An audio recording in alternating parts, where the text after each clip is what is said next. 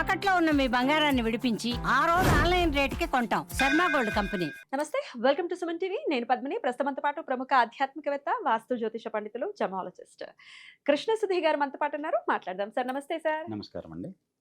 2026వ సంవత్సరం వృషభ రాశి వారికి ఎలా ఉండబోతోందండి? ఏదైనా రాసులు అదృష్టవంతులు 2026లో అంటే ఆహా, వేలకైనా అదృష్టం ఏదైనా ఉంది, లేదంటే ఐశ్వర్యం ఏదైనా లభిస్తుందంటే ముందుండేది వృషభ రాశి వాళ్ళే. కృతికా నక్షత్రం 3 పాదాలు, 2, 3, 4 పాదాలు, అదేవిధంగా వచ్చేసి రోహిణీ నక్షత్రం పూర్తిగా, మృగశిర 1, 2 పాదాలు. వీటి ప్రకారం వృషభ రాశి వారికి ఈ సంవత్సరం గురుడు ద్వితీయ స్థానంలో వక్రించి సంచారం చేస్తున్నాడు, ముఖ్యంగా మార్చి వరకు. తర్వాత సవ్యగతిలో, తర్వాత జూన్ దగ్గర నుంచి వచ్చేసి తృతీయ స్థానంలోకి సంచారం జరుగుతుంది. వీళ్ళకు ముఖ్యంగా ఆర్థికపరమైన సమస్యలకు పరిష్కారం ఈ సంవత్సరం. ఎందుకంటే ధనం మూలమిదం జగత్. ఖచ్చితంగా. అందరికీ కూడా ధనం, ఏ సమస్య వచ్చినా, ఏ అవసరం వచ్చినా, డబ్బులు ఎంత ఉన్నాయి, ఎక్కడి నుంచి డబ్బులు వస్తాయి, ఇవన్నీ అందరూ వేసుకునే ప్రశ్న. ఆ ప్రశ్న అవసరం లేకుండా వీళ్ళకి ధనం సమకూరుతుంది. ఆర్థిక విషయాల్లో వీళ్ళకు అత్యంత మెరుగైనటువంటి కాలం, లాభదాయకమైన కాలం. గతంలో ఉన్నటువంటి సమస్యలన్నిటికీ కూడా చెల్లుచీటి ఈ సంవత్సరం ఇస్తుంది.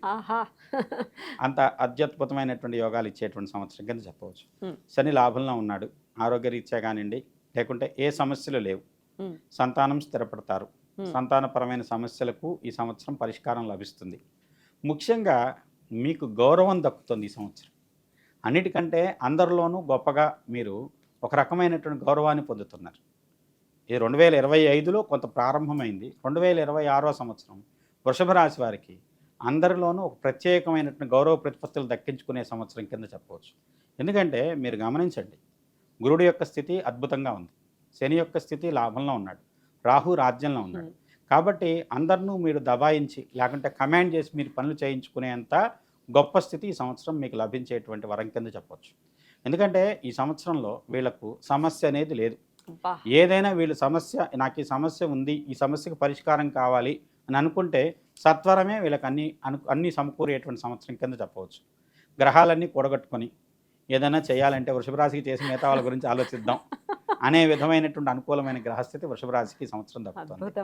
వివాహం కాని వారికి వివాహం అవుతుంది, ఉద్యోగ ప్రాప్తి ఉంది. ఎందుకంటే దశమాధిపతి లాభస్థానంలో ఉన్నాడు, దశమంలో రాహు ఉన్నాడు. అది కూడా మీరు అనుకున్న దానికంటే మంచి ఉద్యోగం. తద్వారా కొంతమంది ఉద్యోగంలో ప్రమోషన్స్ కోసం ప్రయత్నం చేస్తుంటారు, వాళ్లకు ప్రమోషన్స్ తథ్యం. విద్యాపరంగా ఉన్నటువంటి ఆటంకాలు తొలగుతాయి, మంచి విద్యలో మంచి మార్కులు పొందగలుగుతారు. తద్వారా వచ్చేసి మీకు మంచి గుర్తింపు, ఎక్కడికి వెళ్ళినా గుర్తింపు ముందు ముఖ్యం. మనం స్పెషల్గా ట్రీట్ చేశారు, లేదంటే మనకంటూ ప్రత్యేకమైన గుర్తింపు, మన గొప్పగా రిసీవ్ చేసుకున్నారు, మంచి స్వాగత సత్కారాలు ఉన్నాయి. ఇవన్నీ ఏంటంటే ప్రతినిత్యం లభించేవి కాదు. వాటన్నిటిలోనూ వృషభ రాశికి ఈ సంవత్సరం పట్టిందల్లా బంగారంగా ఉంటుంది. అన్ని చోట్ల అందరూ మనం ప్రత్యేకంగా గుర్తిస్తారు. అంత మామూలుగా గౌరవించడం వేరు, ప్రత్యేకమైన గుర్తింపు, గౌరవం కానీ, సన్మానం కానీ, మర్యాదలు కానీ దేనికి లోటు ఉండదు అని చెప్పచ్చు. సాంఘికంగా మీ పలుకుబడి మరింత పెరిగేటువంటి అవకాశం ఈ సంవత్సరం మీకు కలిగించేటువంటి వరం. మీరు ఒక చిన్న సలహా అనుకోండి, కోపాన్ని అదులో పెట్టుకోండి, చాలు, అన్నీ సాధ్యమే మీకు. ఇంకోటి, త్వరపడి మాట్లాడమాకండి. మాటల ద్వారా, మాటల చేతనే దేవతల మెచ్చి వరం బలిస్తారు. మాటల చేతనే తర్వాత కొన్ని ఉన్నాయి, అవన్నీ కాదులే, కానీ దేవతల గురించి తీసుకోండి. రాజులు సంపదలు ఇస్తారు, భూసురులు సంపదలు ఇస్తారు. కాబట్టి ఇలాంటి మాటలు జాగ్రత్తగా మాట్లాడితే మీకు అసాధ్యం అనేది ఏది లేదు. ఎందుకంటే మాట అనేది మీ జీవితానికి ఒక రకమైనటువంటి వెలుగుని, మీ గౌరవాన్ని తగ్గించకుండా మీ గౌరవాన్ని పెంచే విధంగా మాట్లాడే విధంగా ప్రయత్నం చేయండి. అన్నీ మీకు సాధ్యమని చెప్పొచ్చు. మంచి వాహన యోగం ఉంది, గృహయోగం ఉంది. ముఖ్యంగా గృహకారకుడు శుక్రుడు వీళ్లకు చాలా అత్యద్భుతమైనటువంటి అనుకూలమైనటువంటి ప్రభావాన్ని, అనుగ్రహాన్ని కలిగిస్తున్నాడు. తర్వాత ఈ సంవత్సరం మొత్తం వీళ్ళకి అనుకూలమైన సంవత్సరం, బ్రహ్మాండమైన సంవత్సరం. అంటే మళ్ళీ పరాభవ సంవత్సరం వచ్చిన తర్వాత మార్పులు ఏమైనా ఉంటాయా అనేది ప్రశ్న. పరాభవ పరంగా చూసుకున్నా ఇప్పుడు గ్రహస్థితి మనం ఇవాళ లెక్కేసుకుంటున్నాం. గురుడు, అలానే వచ్చేసి శని, రాహుకేతువులు, ఈ మెయిన్ ఎక్కువ కాలం ఉండే గ్రహాలు 5. డిసెంబర్ వరకు రాహుకేతులు కూడా మారటం లేదు. గురుడు తృతీయం నుంచి ద్వితీయంలోకి వచ్చాడు. ఏదో మర్చిపోయాను, వీళ్ళకి చేయాల్సిందని చేయడం కోసం వెనక్కి వచ్చినట్టుగా ఉంటుంది పరిస్థితి. చెయ్యాలి, ముందుకెళ్ళిపోయాను, అయ్యో వాళ్ళని మర్చిపోయానే, వాళ్ళకి ఇవ్వాలి కదా అని చెప్పి మళ్ళీ రిటర్న్ అవ్వడానికి వస్తున్నాడు గురుడు మీకు ద్వితీయంలోకి. అంత మంచి ధనపరమైనటువంటి అనుకూలతలు ఉన్నాయి. అది జూన్ వరకు ఉంటాడు. జూన్ తర్వాత మారిన తృతీయంలోకి వచ్చి మీకు వేరే చోట స్థానాంతరంలో కానివ్వండి, లేదా ఏదైనా ప్రయాణమే వేరే చోటకి వెళ్ళారు, అక్కడ ఎవరో మిమ్మల్ని రిసీవ్ చేసుకొని మీకు మంచి భోజనము తర్వాత Hmm. మంచి వసతి ఏర్పరిచాడు. Hmm. అంతకంటే అదృష్టం అక్కడ కావాల్సింది ఏముంది? ఖచ్చితంగా.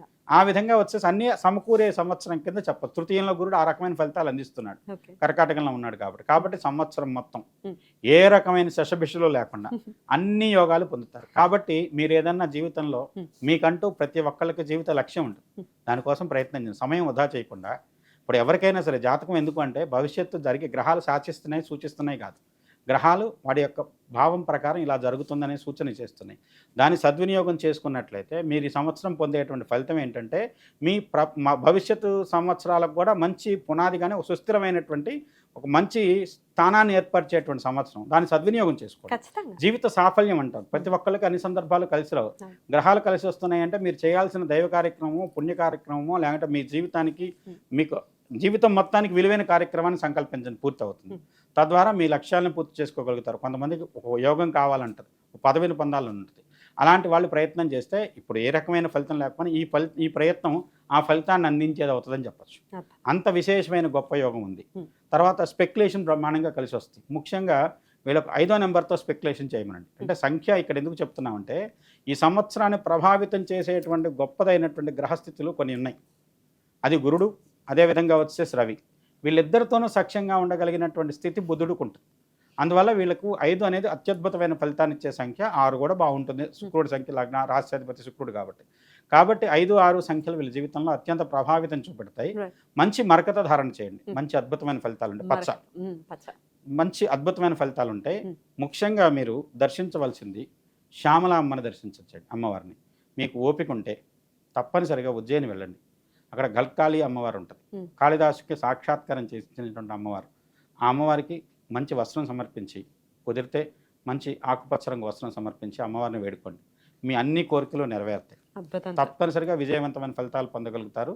కాబట్టి 2026వ సంవత్సరం వృషభ రాశి వారికి కోసమే లిఖించబడిన సంవత్సరం. భగవంతుడు పరమేశ్వరుడు కూడా మీకు అంత అదృష్టాన్ని, ఐశ్వర్యాన్ని కలిగిస్తాడని చెప్పచ్చు. చాలా చాలా సంతోషం. ఎందుకంటే కొన్ని కమెంట్స్ చూస్తుంటాం, మా వృషభ రాశికి ఎప్పుడు ఇంతే కష్టాలు అనుభవించడానికే మేము ఇందులో పుట్టామని అంటూ ఉంటారు. వీళ్ళును వృశ్చికం ఎక్కువగా వింటూ ఉంటాము.